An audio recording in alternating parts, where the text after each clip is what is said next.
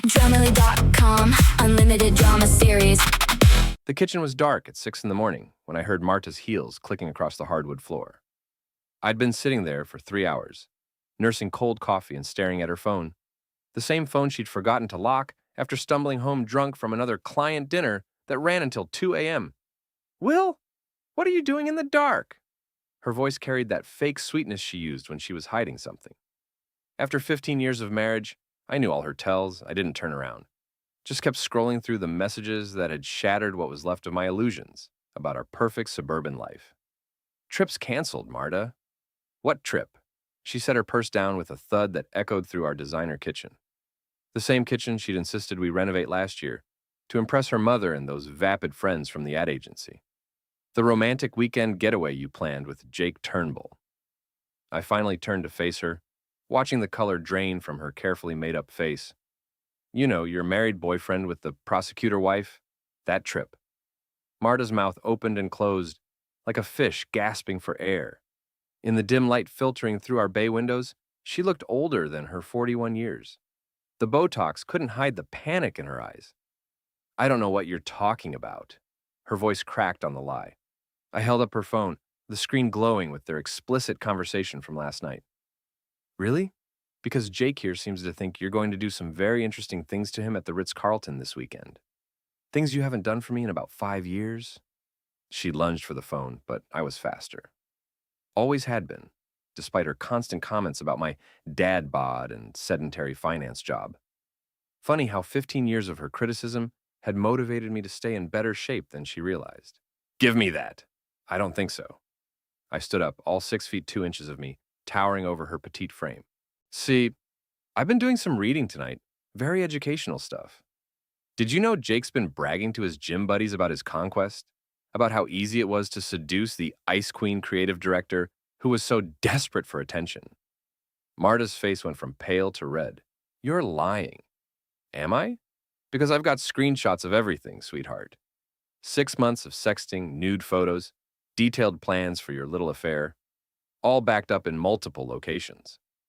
I walked to our kitchen safe, the one she'd insisted we install for her jewelry.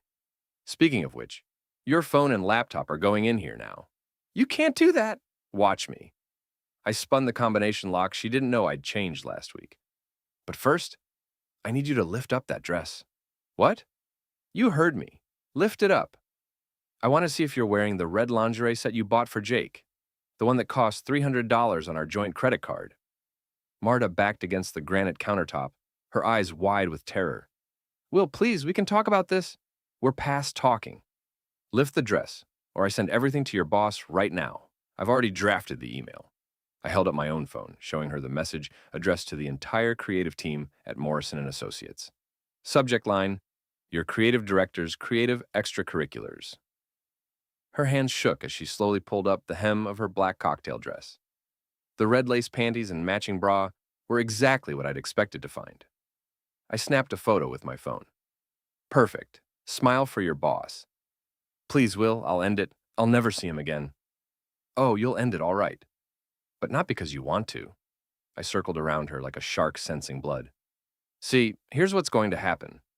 Jake's wife Dana is a prosecutor, remember? Very successful, very vindictive when crossed. I'm going to make sure she finds out about her husband's affair in the most humiliating way possible. Marta slumped against the counter. She'll destroy him. That's the idea. But first, let's talk about your mother. I pulled up another draft email on my phone. Dear Magda, I thought you should know what your daughter has been up to with her spare time. Love, Will. No! Marta's scream echoed through the kitchen. Not my mother. Too late. Already sent. I wasn't lying. Magda's email was the first one I'd composed after discovering the affair. The old witch had spent years looking down on me, making snide comments about my middle-class background and common job. Time for her precious daughter to fall from that pedestal. Marta collapsed onto the kitchen floor, her designer dress pooling around her like black water. Why are you doing this? Because you thought I was weak. Because you and your friends spent years treating me like I was invisible, like I was some pathetic husband who'd never figure it out. I crouched down next to her, my voice dropping to a whisper. But mostly because you forgot that I'm very, very good with computers, and I've been documenting everything for months. The next few hours were a blur of phone calls and frantic damage control attempts. Marta begged, pleaded, and finally threatened to leave me. I just smiled and reminded her about the prenup her mother had insisted on, the one that voided everything if she committed adultery. By noon, the first domino had fallen. Jake called, his voice shaking with rage and panic. "What the hell did you do?" "I told your wife the truth. How's that working out for you?" "Dana's filing for divorce. She's taking everything." "Probably should have thought about that before you decided to screw my wife." I hung up and immediately called my friend Greg, the only person who'd stayed loyal through Marta's systematic campaign to isolate me from my old buddies. "Holy shit, Will. I just saw Jake Turnbull's car broken down on 5th Street. He's standing there in his suit, looking like he wants to cry." I smiled, remembering how easy it had been to hack into Jake's BMW app and disable his precious car remotely. Terrible timing for a breakdown. "Wait, did you? I have no idea what you're talking about. But if someone happened to film it and post it on the neighborhood Facebook group, that would be unfortunate." Greg's laughter boomed through the phone. "You magnificent bastard. I'll get right on that." Within hours, the video of Jake's public meltdown was viral in our affluent suburb. The Golden Boy real estate agent, known for his perfect image and expensive car, reduced to calling an Uber while his BMW sat dead in traffic. But I was just getting started. The next morning brought fresh chaos. Marta's phone, which I'd graciously returned after installing monitoring software, buzzed constantly with calls from Morrison and Associates. Her boss, the perpetually nosy Mrs. Fenton from HR, had received an anonymous tip about inappropriate workplace conduct. "They want me to come in for a meeting," Marta said, her voice hollow. She'd spent the night on the couch, too afraid to sleep in our bed. "Better wear something conservative. Red lace might send the wrong message." She flinched like I'd slapped her. "Will, please, I know I hurt you, but this has gone too far." "Has it?" "Because from where I'm sitting, we're just getting to the good part." I sipped my coffee and opened my laptop. "Did you know that Jake's been bragging about you at Murphy's bar? Todd, his gym buddy, has been very chatty with anyone who'll listen. Apparently, you're quite the topic of conversation among the local meatheads." Marta's face crumpled. "I never meant for any of this to happen." "Of course you didn't. You meant to have your cake and eat it too. Keep the stable husband for appearances while getting your thrills with the neighborhood stud." I closed the laptop with a sharp snap. "Unfortunately for you, I'm not nearly as stupid as you assumed." The meeting at Morrison and Associates went exactly as I'd planned. Mrs. Fenton, armed with printed emails and screenshots I'd anonymously provided, gave Marta a choice: resign quietly or face a very public firing for violating the company's morality clause. The same clause Marta had used to get rid of a junior executive who'd been caught in a similar situation 2 years ago. Karma, as they say, is a bitch. But the real masterpiece came that evening. I'd spent weeks planning the perfect confrontation, and everything hinged on timing. Dana Turnbull, armed with evidence of her husband's affair and a prosecutor's instinct for the jugular, was about to make her move. I'd arranged to meet Jake at Murphy's bar, the same place he'd been bragging about his conquest. He showed up looking like hell: unshaven, rumpled suit, the desperate air of a man whose world was collapsing. "You destroyed my life," he said, sliding into the booth across from me. "I didn't do anything. You destroyed your own life when you decided to sleep with my wife." I raised my beer in a mock toast. "How's Dana handling the news?" "She's taking the house, the business, everything. 20 years of marriage down the drain. Funny how adultery tends to have consequences." I leaned forward, my voice dropping to a dangerous whisper.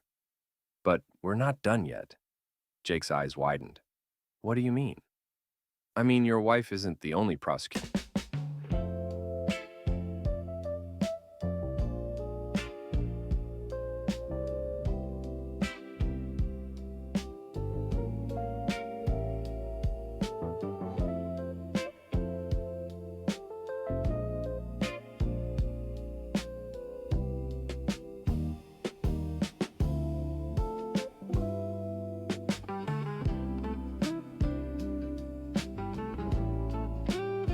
In town. "I've been in touch with the district attorney's office about some interesting financial irregularities in your real estate deals. Amazing what you can find when you know where to look." It was a bluff, but Jake didn't know that. His face went white as he processed the implications. You can't prove anything. Can't I? Because I've got 6 months of text messages where you and Marta discussed using your business connections to help her launder money from her agency's accounts. Very detailed discussions about offshore investments and creative bookkeeping.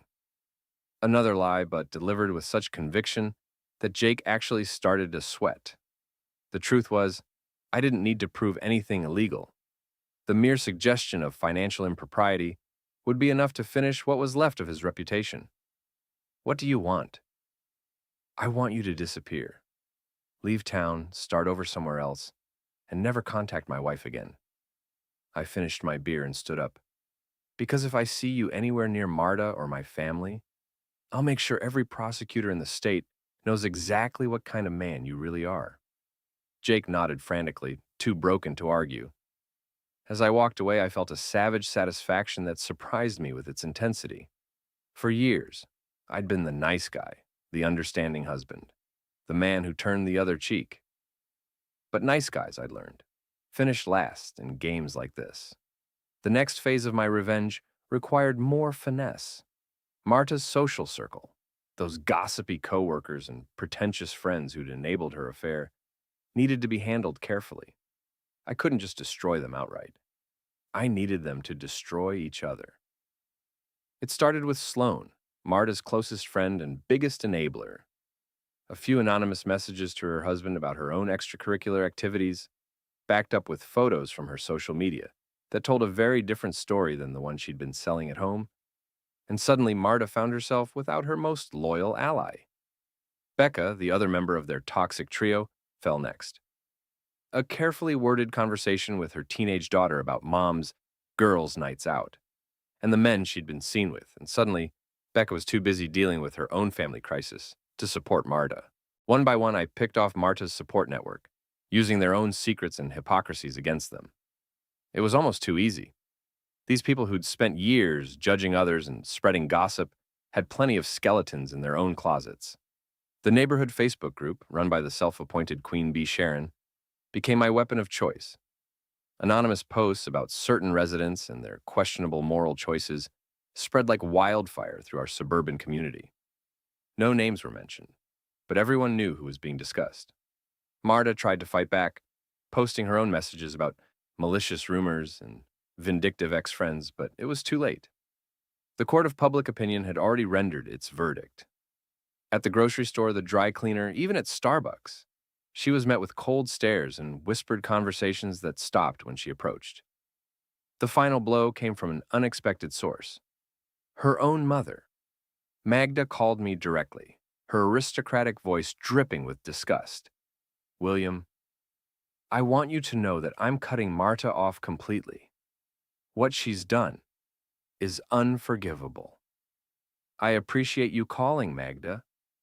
That girl has brought shame on our family name. I won't stand for it.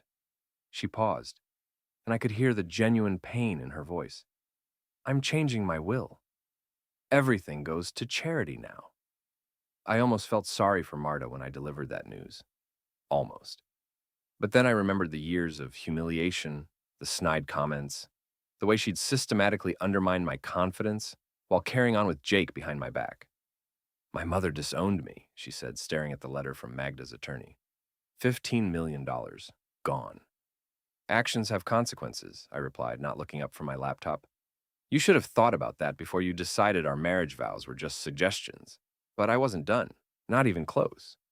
The next morning, I implemented the most audacious part of my plan. Using the monitoring software on Marta's phone, I discovered she was planning to run. She'd been secretly moving money from our joint accounts, preparing to disappear and start over somewhere else. Unfortunately for her, I'd been 3 steps ahead the entire time. Going somewhere? I asked, watching her pack a suitcase in our bedroom. I can't stay here. Everyone hates me. That's what happens when you betray the people who love you. I sat down on the bed, casual as could be. But you might want to check your bank balance before you go. Marta's hands froze on her suitcase. What did you do? I moved our money somewhere safe. Offshore accounts, very secure, completely legal. I smiled at her growing horror. Of course, only I have access to them now. You can't do that. I can, and I did. See, while you were busy planning your escape, I was busy protecting our assets from your poor decision-making. I stood up and walked to the window, looking out at our perfectly manicured lawn. You have two choices now. Stay and try to rebuild your life with nothing, or leave with nothing and start over somewhere else with nothing. Marta sank onto the bed, her suitcase forgotten. This isn't you, Will. You're not cruel. You're right. The old Will wasn't cruel. But the old Will was also naive enough to trust his wife. I turned back to face her, and she flinched at whatever she saw in my eyes. The new Will's a lot more practical about these things. That evening, Jake made his final mistake. Desperate and drunk, he showed up at our house, pounding on the front door and shouting threats. I'd been expecting this. Men like Jake always resorted to violence when their other... Your ex, the one you said you blocked, 300 messages this month. He contacted me for— Watch more on Grammarly.com. Other options ran out. But I was ready for him. I opened the door with a smile, my phone already recording. Jake, what a pleasant surprise. Please, come in and make as much noise as you want. I'm sure the neighbors would love to hear what you have to say. He stumbled into our foyer, reeking of alcohol and desperation. You destroyed everything. I exposed the truth. There's a difference. I kept my voice calm and reasonable, knowing the recording would capture every word. Would you like to tell me more about how I ruined your life? Please be as specific as possible. Jake launched into a profanity-laced tirade about my psychotic behavior and illegal surveillance. Every word was recorded, every threat documented. When he finally wound down, I thanked him politely and showed him to the door. This recording will be very helpful, I said as he stumbled back to his car, especially when Dana's attorney uses it in the divorce proceedings. The next day, I received a visit from Officer Sims, responding to Jake's complaint about harassment. I welcomed him in, offered coffee, and provided copies of all the threatening messages Jake had sent, along with the recording from the night before. Sounds like Mr. Turnbull is having a hard time accepting the consequences of his actions, Officer Sims said, reviewing the evidence. I'll have a talk with him about staying away from your property. I'd appreciate that. My wife and I just want to move on with our lives. After the officer left, I found Marta in the kitchen, staring out the window at nothing. She looked broken, defeated, a shadow of the confident woman who'd walked out on me just weeks before. It's over, she said without turning around. Yes, it is. What happens now? I poured myself a cup of coffee and considered the question. What did happen now? I'd systematically destroyed everyone who'd betrayed me, but the victory felt hollow. The house was quiet, our friends were gone, and I was married to a woman I no longer recognized. Now we live with the choices we made, I said finally. The charity gala was Marta's idea, a desperate attempt to rehabilitate her image and show the community that she was still the same philanthropic socialite they'd once respected. I agreed to attend, playing the role of the supportive husband one last time. It was held at the Riverside Country Club, the same venue where we'd celebrated our 10th wedding anniversary. The irony wasn't lost on me as we walked into the ballroom, Marta clinging to my arm like a lifeline. The reception was chilly, polite smiles and brief conversations that died as soon as they began. Marta tried to work the room, but it was painful to watch. These people had once hung on her every word, competed for invitations to her dinner parties, and sought her approval on everything from wine selections to vacation destinations. Now they treated her like she had a contagious disease. Will, Greg appeared at my elbow, grinning like a shark. Great party, very educational. How so? Well, Sharon's been telling everyone about the anonymous tips she's been getting about various neighborhood scandals. Very detailed tips, almost like someone had inside information. I sipped my wine and watched Marta try to engage a group of women who'd once been her closest friends. They listened politely, made appropriate noises, and fled as soon as courtesy allowed. Anonymous tips can be very helpful, I agreed. Citizens have a responsibility to keep their communities informed. Indeed they do. Greg raised his glass. To responsible citizenship. To consequences. We were interrupted by a commotion near the silent auction tables. Jake had arrived, clearly drunk and looking for trouble. He spotted Marta across the room and started pushing through the crowd toward her. I intercepted him halfway. blocking his path with a smile that didn't reach my eyes. Jake, I didn't expect to see you here. How are things going with the divorce? He swayed on his feet, his face flushed with alcohol and rage. You think you're so smart, don't you? I think I'm smart enough not to make a scene at a charity event. I glanced around at the growing crowd of onlookers. But please, continue. I'm sure everyone would love to hear what you have to say. You destroyed my marriage. You destroyed your marriage. I just made sure your wife found out about it. I kept my voice level, reasonable, while his grew louder and more erratic. I'll kill you! The crowd gasped, and I saw several people pulling out their phones to record the confrontation. Perfect. That sounds like a threat, Jake. Are you threatening me? He lunged forward, but alcohol had made him clumsy. I sidestepped easily, letting him stumble past me into a waiter carrying a tray of champagne glasses. The crash echoed through the ballroom as Jake went down in a shower of glass and expensive champagne. Security arrived within seconds, hauling Jake to his feet and escorting him out while he screamed threats and accusations. The crowd watched in stunned silence as their former golden boy was dragged away like a common drunk. I straightened my tie and turned to address the room. I apologize for that disruption. Mr. Turnbull has been under a lot of stress lately. The rest of the evening passed quietly. Marta and I made our donations, posed for the requisite photos, and played the part of the devoted couple rebuilding their marriage after a difficult period. But I could see the truth in everyone's eyes. We were finished in this community. The final act came a week later when Dana Turnbull paid me a visit. The prosecutor was everything Marta wasn't. Direct, intelligent, and brutally honest about her motivations. I want to thank you, she said, sitting in my living room with a briefcase full of legal documents. Without your help, I never would have gotten the evidence I needed. I'm sorry your marriage didn't work out. Don't be. I've suspected Jake was cheating for years, but I could never prove it. She opened her briefcase and pulled out a thick folder. These documents show the full extent of his financial infidelity as well. Hidden accounts, questionable real estate deals, tax evasion. Your husband helped me uncover quite a lot. I raised an eyebrow. My husband? Dana smiled coldly. Sorry, I meant your wife. Marta's been very cooperative in exchange for immunity from prosecution. The room went silent except for the ticking of our grandfather clock. Upstairs, I could hear Marta moving around in what used to be our bedroom. Prosecution for what? Money laundering, primarily. It seems your wife has been helping Jake hide assets from the IRS for quite some time. Dana closed the folder with a sharp snap. Of course, her cooperation means she'll avoid jail time. But her career in advertising is over, and she'll be blacklisted from any position involving financial responsibility. After Dana left, I sat in my living room for a long time, processing what I'd learned. Marta's betrayal had been even deeper than I'd imagined. Not just adultery, but actual criminal activity that could have destroyed both our lives. When she finally came downstairs, she looked like she'd aged 10 years in the past month. Did Dana tell you? She told me enough. Marta sat down across from me, her hands folded in her lap like a schoolchild awaiting punishment.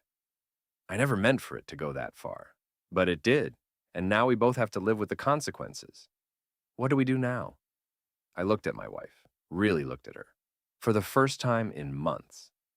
The beautiful, confident woman I'd married was gone, replaced by someone I barely recognized. Someone who'd been willing to risk everything for a few stolen moments with a man who'd never truly cared about her. Now we start over, somewhere else with new names and new lives. I pulled out a folder of my own, filled with documents I'd been preparing for weeks. I've been offered a position with a financial firm in Denver. Good salary, clean slate, no questions asked. Marta's eyes widened. You'd do that? After everything? I'd do it because of everything. Because despite what you've done, you're still my wife. Because I made a vow 15 years ago, and I intend to keep it. I leaned forward, my voice dropping to a whisper. But understand this. If you ever betray me again, if you ever so much as look at another man the wrong way, I will destroy you so completely that tonight will seem like a fond memory. She nodded frantically, tears streaming down her face. I understand. Good. We leave next week. The moving truck arrived on a gray Thursday morning, loading up 15 years of accumulated possessions and memories. Our neighbors watched from their windows, too polite to stare openly, but too curious to look away entirely. Greg came by to say goodbye, bringing coffee and donuts like old times. "You sure about this?" he asked, watching the movers load our furniture. "It's time for a fresh start." "What about Jake? Last I heard, he was living in his car." I shrugged. "Not my problem anymore." "And Marta's friends?" "What friends?" I smiled grimly. "Turns out fair weather friends disappear pretty quickly when the weather turns stormy." Greg laughed. "You know, I never thought you had it in you." "Had what in me?" "This. The whole revenge thing. You were always the nice guy, the one who got walked on." I considered that as we watched the movers struggle with our piano. Maybe being the nice guy was the problem. Maybe some people only understand consequences when they're severe enough to matter. Think she learned her lesson? I glanced up at the bedroom window, where Marta was packing the last of her belongings. We'll find out. The drive to Denver took 2 days, with an overnight stop in Kansas City. Marta barely spoke during the trip, staring out the window at the passing landscape like she was seeing it for the first time. On the second day, as we crossed into Colorado, she finally broke her silence. "Do you think you'll ever forgive me?" I thought about it for several miles before answering. "I think forgiveness is overrated. What matters is whether we can build something new from what's left. And can we? That depends entirely on you." Our new house was a modest 2-story colonial in a quiet suburb outside Denver. Nothing like the ostentatious mansion we'd left behind, but it was ours, and it came without the baggage of our old life. I started my new job the following Monday, working for a small investment firm that specialized in helping people rebuild their financial lives after major setbacks. The irony wasn't lost on me, but I was good at it, and my clients appreciated my understanding of how quickly everything could fall apart. Marta struggled more with the transition. Without her high-powered career and social circle, she seemed lost, uncertain of her identity or purpose. She took a part-time job at a local nonprofit, organizing fundraisers and managing volunteers. Work that would have been beneath her notice in our old life, but now seemed to give her a sense of meaning. Slowly, carefully, we began to rebuild our relationship. Not the marriage we'd had before, that was gone forever, but something new and more honest. We went to counseling, had difficult conversations, and established new boundaries and expectations. I never fully trusted her again, but I learned to live with that uncertainty. And Marta, for her part, seemed to understand that she was living on borrowed time, that any future betrayal would be her last. The final piece of closure came 6 months later, in the form of a phone call from Greg. "Thought you'd want to know," he said. "Jake Turnbull was found dead in his car yesterday morning." I felt nothing. No satisfaction, no sadness, just a vague sense that a chapter had finally closed. "What happened?" "Heart attack, apparently. Stress, alcohol, poor health. His body just gave out." Greg paused. "Dana's already moved on, by the way. Married a federal judge last month. Good for her. You don't sound surprised." "I'm not. Dana's a survivor. She'll land on her feet." I looked out my office window at the Rocky Mountains, their peaks covered in fresh snow. Some people adapt to change, and some people get crushed by it. After I hung up, I sat in my office for a long time, thinking about the choices that had brought me to this point. I'd set out to destroy the people who'd betrayed me, and I'd succeeded beyond my wildest expectations. But the victory had come at a cost I was still calculating. That evening, I told Marta about Jake's death. She cried, for him, for herself, for the life she'd thrown away. I held her while she sobbed, feeling something that might have been forgiveness stirring in my chest. "I'm sorry," she whispered. "I'm so sorry for everything." "I know you are. Do you think we'll be okay?" I looked around our modest living room, with its secondhand furniture and discount store decorations. It wasn't the life either of us had planned, but it was honest in a way our old life had never been. "I think we'll be whatever we choose to be." A year later, we were still in Denver, still rebuilding our lives one careful day at a time. Marta had been promoted to director of development at her nonprofit, and I'd been made a partner at my firm. We'd bought better furniture, made new friends, and established routines that felt surprisingly normal. The past still haunted us. It always would. But we'd learned to live with the ghosts. Marta never asked about the offshore accounts or the money I'd hidden during our divorce scare. I never asked about the details of her affair or the criminal activities she'd helped cover up. Some secrets were better left buried. On our 16th wedding anniversary, we had dinner at a small Italian restaurant near our house. Nothing fancy, nothing pretentious, just good food and quiet conversation between two people who'd survived the worst of themselves and each other. Do you ever miss it? Marta asked over dessert. The old life, I mean. I considered the question seriously. Did I miss the big house, the expensive cars, the social status we'd worked so hard to achieve? Did I miss being the respected couple everyone envied? No, I said finally. I don't miss the lies. She nodded, understanding exactly what I meant. Our old life had been built on a foundation of pretense and performance, everyone playing roles they thought others wanted to see. This new life was smaller, quieter, but it was real. I love you, she said, and for the first time in years, I believed her. I love you too. And maybe, just maybe, that was enough. The safe in our new house was smaller than the one we'd left behind, but it held everything that truly mattered: our new identities, our real financial documents, and the legal papers that had given us our second chance. The combination was our anniversary date, not the original one, but the day we'd arrived in Denver and started over. Some safes, I'd learned, were worth opening.